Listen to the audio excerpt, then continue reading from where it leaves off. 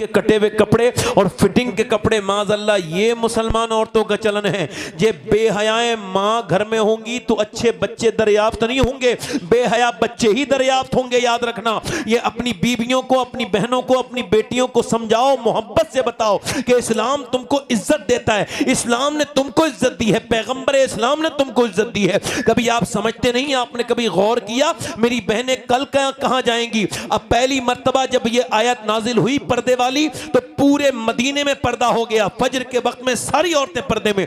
एक औरत आई, उसके इल्म में नहीं था कि पर्दा फर्ज हो चुका है, वो ऐसे ही आई, उसने पूछा आप सब लोग औरतें पर्दे में क्यों हैं? कि अल्लाह ने अपने हबीब को हुक्म दिया है कि मुसलमान औरतों को पर्दा कराएं। उसने अपने बेटे से कहा मेरी चादर लेके आओ, वो चादर लेके आया, वो ओढ़ के घर गई। उसके आदमी ने कहा जब तुझको खबर हुई थी पर्दा करना फर्ज है तो घर आके पर्दा कर लेती, ये तूने वहां क्यों चादर मंगाई? कह लगी जब से मैंने हुजूर का पैगाम सुना तब से मेरे दिल ने गवारा नहीं किया कि एक कदम भी बगैर दुपट्टे के बाहर निकाला।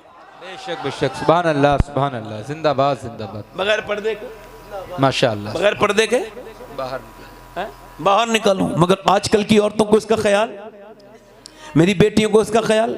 अच्छा देखो आप ये समझ लेना, ये नमाज है, ये मर्द की नमाज है। अल्लाह अकबर अल्लाह अकबर, ये नमाज है मर्द की, है ना। ये पहली तकबीर उला उसने कही, ये नमाज पढ़ ली। अब जब इन्होंने नमाज पढ़ ली, अब ये इसकी नमाज ये है, और मर्द की नमाज ये है कि वो पूरा हाथ ऊपर, औरत की यहाँ बस हाथ पंजे हिलाएगी, अल्लाह अकबर, बस पंजे हिलाएगी, अल्लाह अकबर। तकबीर दोनों कह रहे हैं, एक हाथ उठा के हुक्म है कि ऊपर हाथ लेके जाओ तो आपने तकबीर कहनी है, और एक को हुक्म है बस यहीं पे हाथ लाओ और ऐसे करके पंजे उठाओ, अल्लाह अकबर रख लो, उसको बस यहाँ तक हाथ उठाना है। अब जरा गौर करो, नमाज एक ही रफ की है, तरीका दोनों का अलग है, तकबीर एक ही रब के लिए है मगर तरीका अलग है। अल्लाह जानता है कि औरत के जिस्म की बनावट और है, मर्द के जिस्म की बनावट और है, लिहाजा अल्लाह ने नमाज को अलग अलग कर दिया कि औरत की नमाज और है, मर्द की नमाज और है। अल्लाह नहीं चाहता कि नमाज पढ़ते में भी औरत बेपर्दा हो।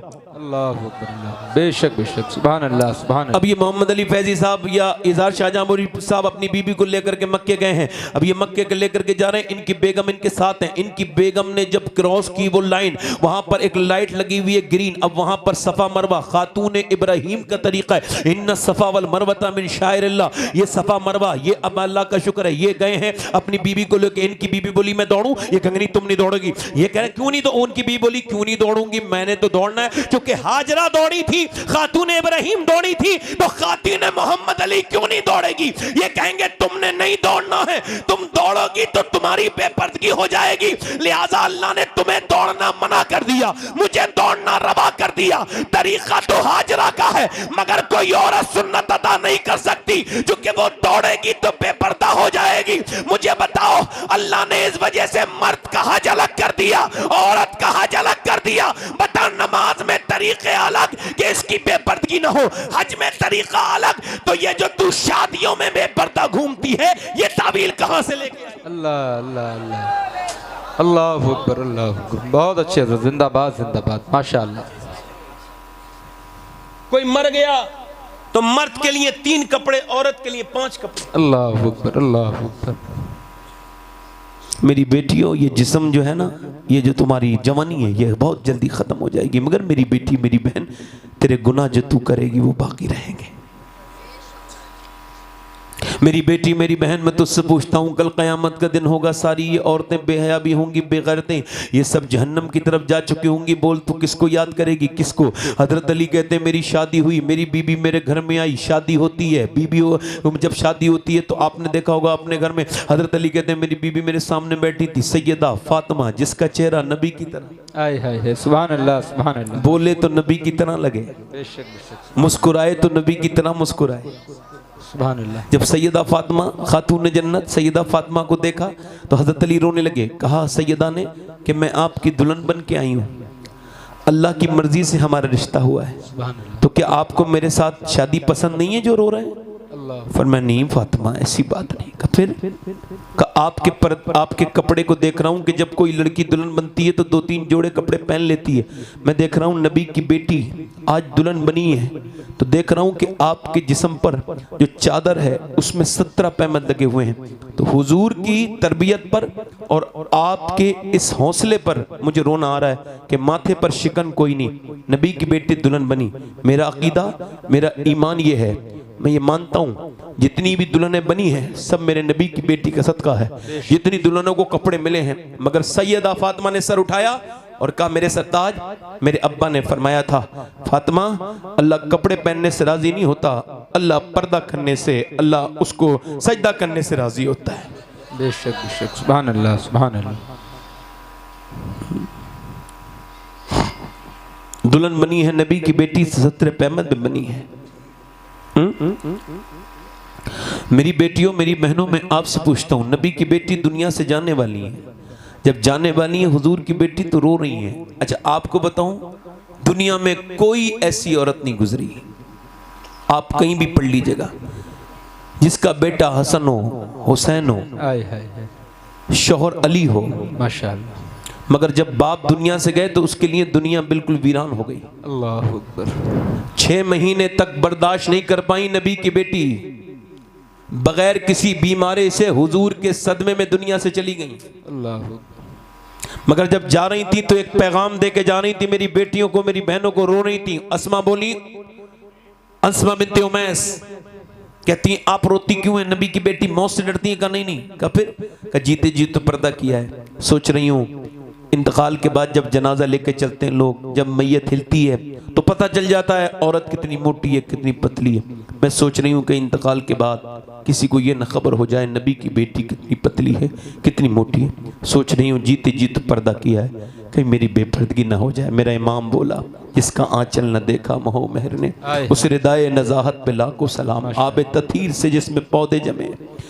अल्लाह अकबर। सैयदा ज़हरा तैयबा ताहिरा जाने अहमद की राहत पे लाखों सलाम। आज बेटियां देखते नहीं आप, मेरी बेटियां, मेरी बहनें क्या जवाब देंगी नबी की बेटी को, क्या जवाब देंगी कल हुजूर को, क्या जवाब देंगी करबला की ज़ैनब को, क्या जवाब देंगी सैयदा खदीजा को। मेरी बेटियों, मेरी बहनों, ना ना ना, इमाम हसन कहते हैं मेरे घर में 16 और 20 दिन के तक चूल्हा नहीं जला, मगर मेरी अम्मी फिर भी पूरी रात इबादत करती थी। आप समझ रहे हैं मेरी बात को? नहीं समझ रहे? अपनी बेटियों को देखो, अपनी बहनों को देखो। मैं अपनी बहनों से यही कहने आया हूँ, मेरी बेटियों देखो, क़यामत का दिन होगा, कोई किसी का पुरसाने हाल ना होगा, ना कोई मर्द और ना कोई औरत किसी मर्द, ना कोई औरत किसी औरत का साथ दे पाएगी, बस क़यामत के दिन में कोई किसी का साथ नहीं देगी। मगर याद रखना, अल क़यामत के दिन अगर तुमने पर्दा किया, अगर तुमने सैयदा फातिमा से मोहब्बत की, याद रखना क़यामत के दिन सारी दुनिया होगी, मगर एक ऐलान हो गया है, दुनिया वालों, अपनी ए मैशर वालों, अपनी गर्दनों को झुका लो, क्योंकि अब नबी की बेटी फातिमा जन्नत में जा रही है और नबी की बेटी 70,000 हूरों में जन्नत में जाएगी। पूरे कयामत में किसी औरत को ऐसा ट्रीटमेंट नहीं देगा अल्लाह जैसा सैयदा फातिमा को देगा।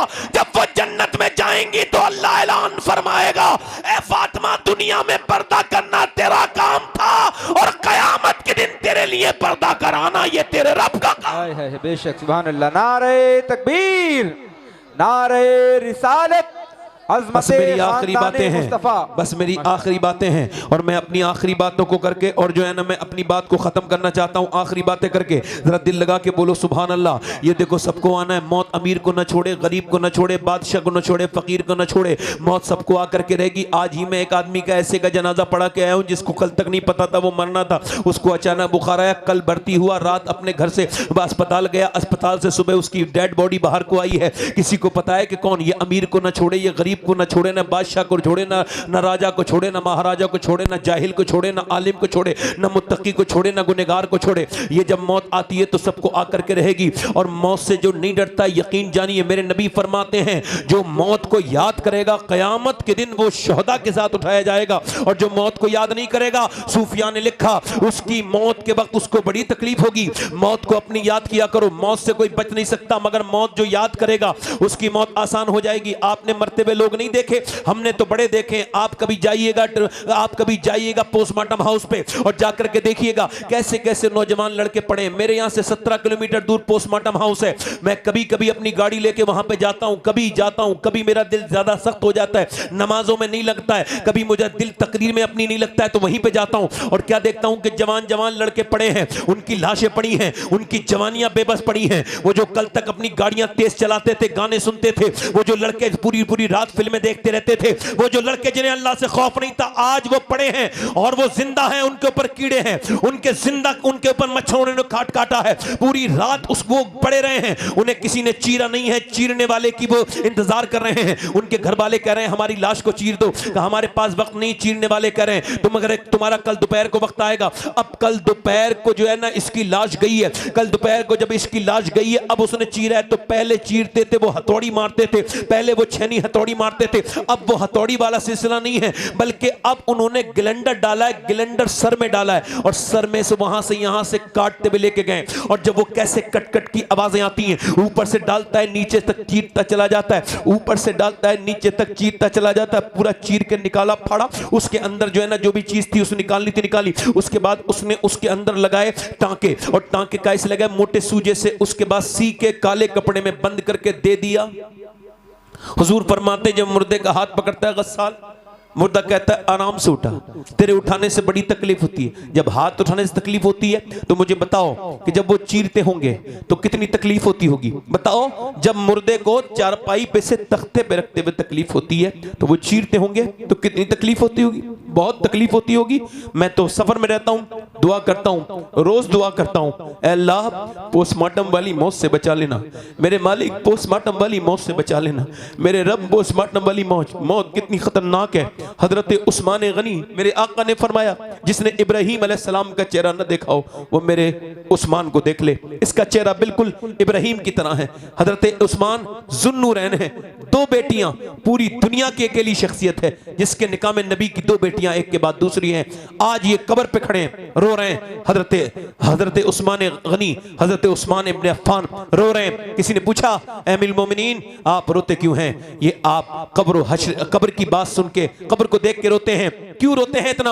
आपने फरमाया कब्र आखिरत की पहली मंजिल है। मेरे आका फरमाते हैं मेरी नजर में सबसे खतरनाक जगह कब्र है। फरमाते हैं जिसने इससे आसानी पाली उसकी सारी मुरादें पूरी हैं और जो इसमें फंस गया वो बर्बाद हो गया।